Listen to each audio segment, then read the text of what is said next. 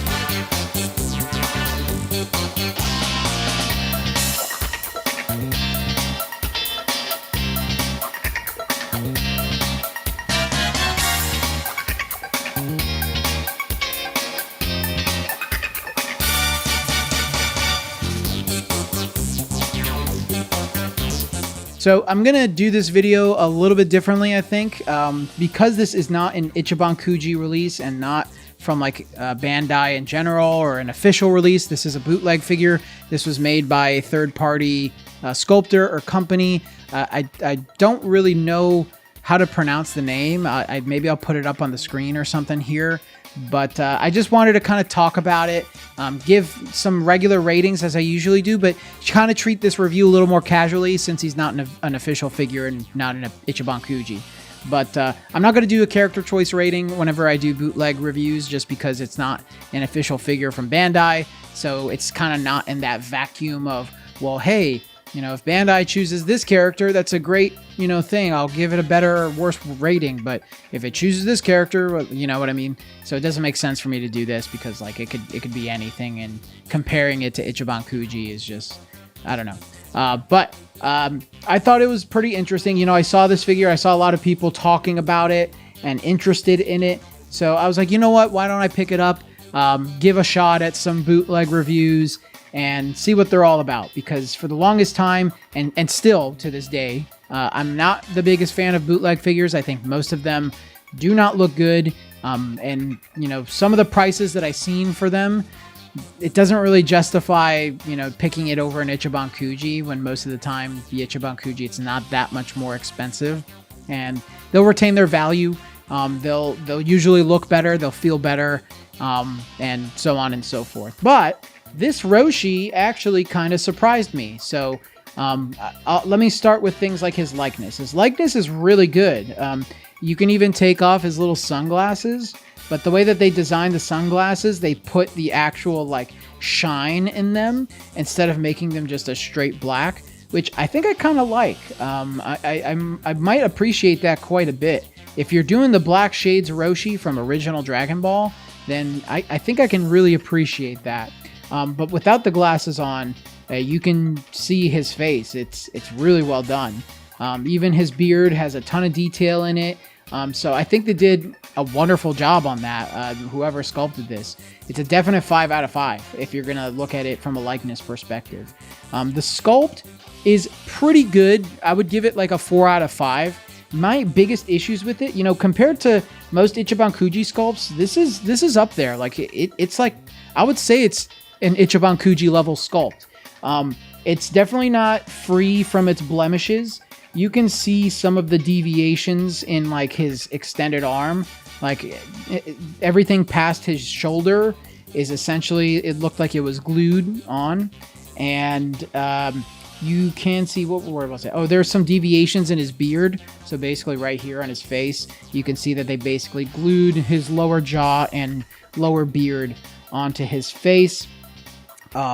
And what was the other thing that I noticed the other day? Oh yeah, his head, you can see like right around his neck. It wasn't 100% like seamlessly put in.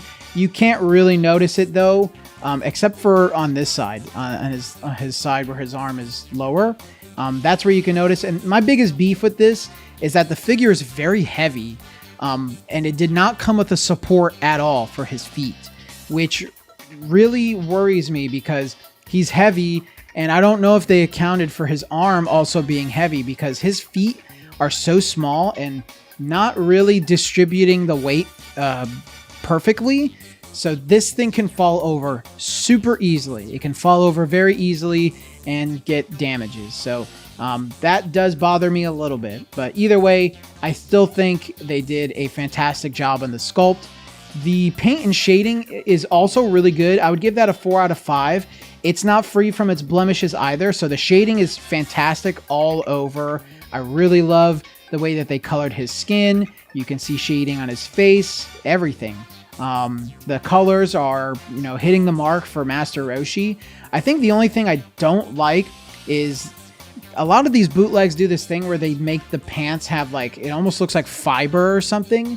I think that's the material that I'm thinking about. But they did it on his skin. Like it has this weird texture to it and it just doesn't look right. Like why would his skin look like this? It should just be soft, like kind of like the top of his head. Even the top of his head has a little bit of this texture on it. I don't understand why they did that, but it's not the worst thing in the world. I just don't really like it that much. But otherwise, paint and shading is like a 4 out of 5. It's really good. And then obviously size and scale is perfect. This thing scales really well with Ichiban Kuji figures. I think he's about like 9 inches or so. I'm not sure. Maybe a little shorter. I didn't really measure him. I didn't really weigh him just because he's not your typical Ichiban Kuji. But I think, size and scale is pretty solid. I can't complain about it at all. He even pairs well with other Master Roshi figures in my collection. Something I did notice though while doing my reviews for this is there were some blemishes here, like on the top of his head and on the sides of his arms for paint and shading. There's like some blacks, like I guess that were just some QC issues. So, bootlegs they also have QC issues.